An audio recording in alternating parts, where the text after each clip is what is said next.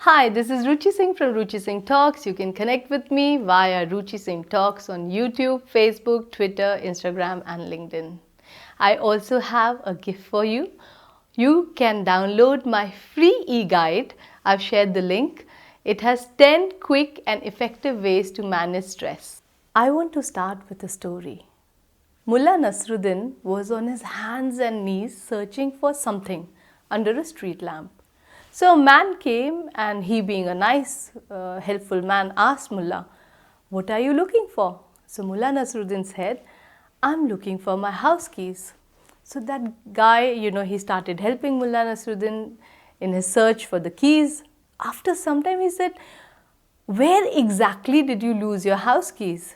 So Mullah said, "I lost it in the house." So this guy actually looked at him. He's like, "Then why are we searching for it out here?" So Mullah looked at him and he's like, "Duh, because the light is better here." Before I share the reason for sharing this story, I want to ask a question. Do you want world peace? My answer is yes. I want world peace. All over the world, we have international summits, discussions, strategies to create world peace. And it is in fact almost fashionable to talk about world peace. However, are we really truly looking for world peace?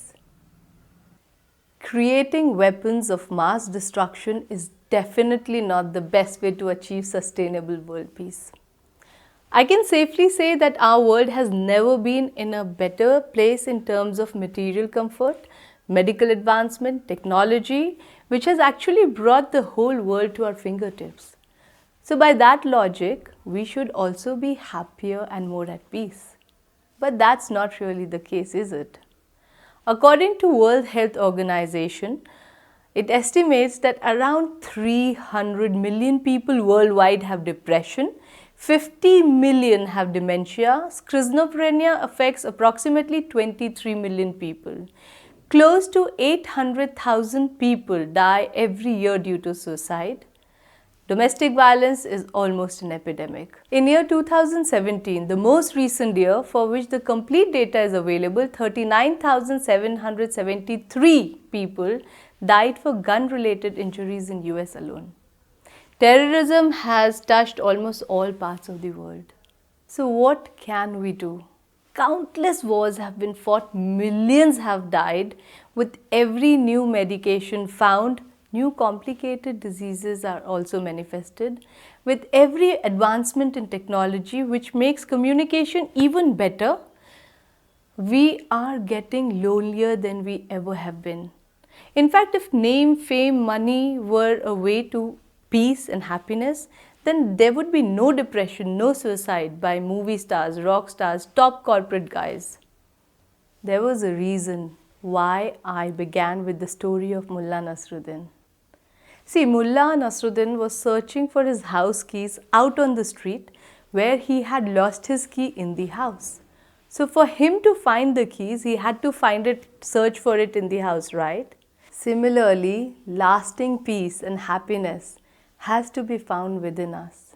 For this world to be peaceful, I have to be peaceful, you have to be peaceful. Because world peace starts with individuals being at peace. World peace will only be achieved by one peaceful thought, one peaceful mind, and one peaceful individual at a time. And the first step begins with each person taking responsibility for their own well-being. Our happiness is our own responsibility.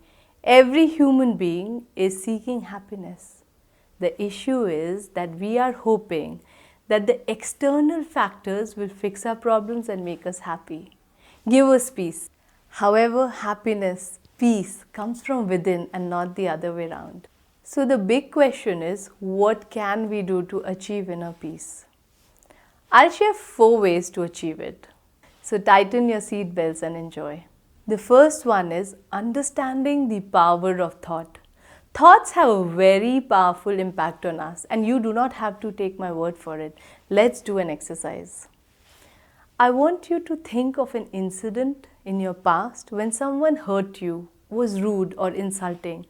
Maybe they let you down or ignored you. Think of something. Take a moment. or something which made you sad? Have you thought of it? Alright. You may be wondering why I asked you to think of a negative experience. Well, all of us find it easier to remember negative incidences, isn't it? Now notice how it impacts you, your emotions, your physical body. If you notice, you feel the anger, the hurt, sadness, or any other emotion you felt at that time, you feel it now. You may find that your tummy is clenching or your breath becomes shallow, your throat tightens up. So now this incident which you recalled happened in the past, right? But when you recall the incident, your mind, your feelings and your physical body responded in the present moment. It felt as if it was happening now. Now let's do the same exercise, but now let's think of something happy. Think of someone you love or that promotion you got or anything which made you super duper happy.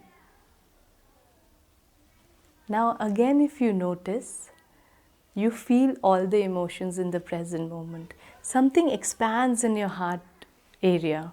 You know, you have a smile on your face and your breath becomes long and slow. So the purpose of this little exercise was to make you aware the impact, the powerful impact that thoughts have on us. So now whatever we give attention to determines how we feel, and how we feel determines how we behave and how we interact and how we respond to situations in life. Any consistent thought creates a pattern in our mind, and every time we face a similar situation, we react a certain way because we already have that pattern, a groove, and that gets stimulated. And we continuously nurture that pattern by giving attention to it. Now the second way to have inner peace is pranayama, conscious breathing. In fact, it is one of the best way to nurture our mind and go towards inner peace. Now what is pranayama? Pranayama is derived from two Sanskrit words, prana, the vital life force or the energy existing in every form of being, and ayama, which means control. So pranayama means control of one's life energy or force. In fact, my guru Shri Ravi Shankar very beautifully explains it. He says, breath is the link between the body and the mind. If the mind is the kite, breath is the thread. The longer the thread, the higher the kite can go. Now, pranayama not only improves the mental and physical health, but it also enables deep meditation which connects us to a higher level of consciousness and bliss. Do you want to do a quick exercise?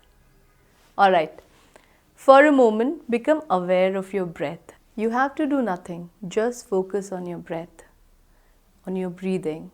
Don't change the way you're breathing, just become aware of that breath.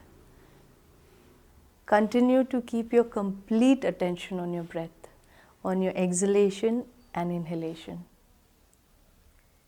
Congratulations, you did the first step in the ancient practice of pranayama, which is to tune in to the rhythm of your breathing. You see, most of the time we breathe without being aware of it, and that is called unconscious breathing. When we are aware of our breath, it is called conscious breathing. Now, conscious breathing stimulates the more evolved areas of brain in the cerebral cortex, which has a profound impact on our well-being. It is also referred as grey matter. In fact, that is what makes us human. It plays a very important role in thoughts, perception, emotions, awareness, memory, language and consciousness. So, if you notice, there is a direct correlation between breath and emotions.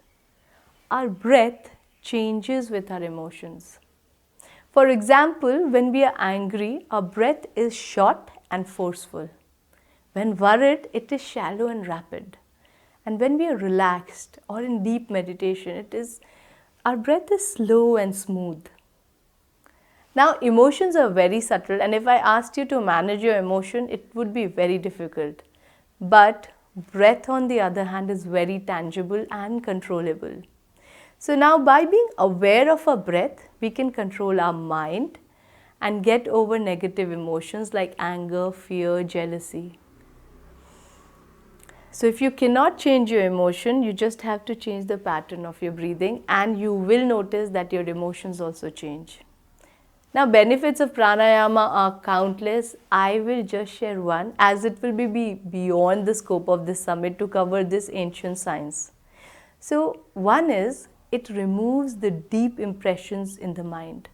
Now, any negative emotion, if sustained for a longer duration, creates blockages in our energy, which in turn leads to diseases in both our physical and mental body. And now we keep reinforcing negative thoughts, and it uses a lot of our energy and weakens the mind. What pranayama does, it clears the blockages and leads to the free flow of prana or life force. Nadi Shodhan is a very beneficial pranayama to clear these blockages.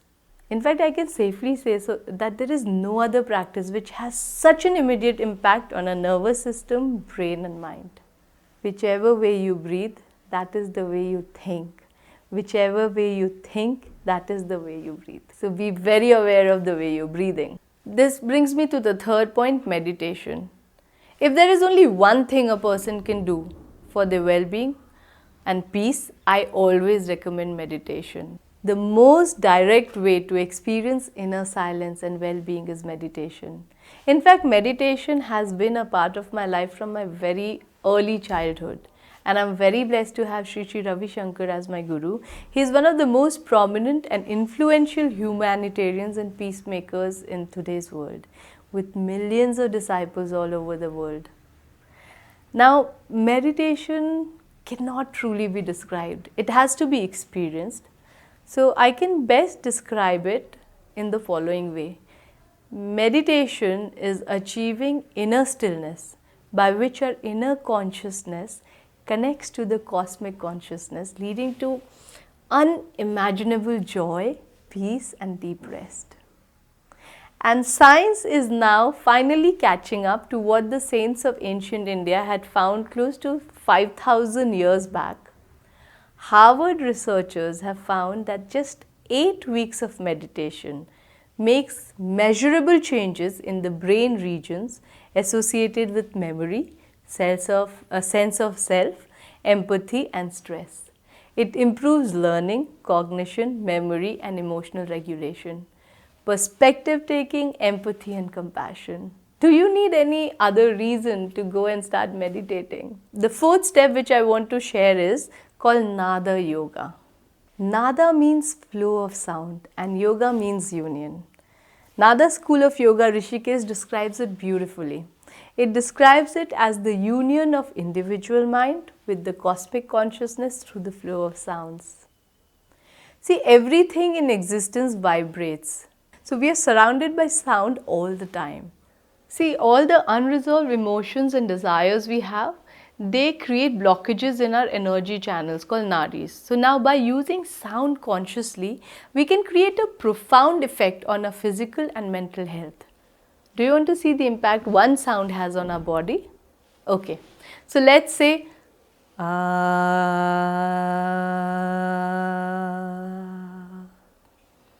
I want you to say it with me with complete awareness. Alright, take a deep breath.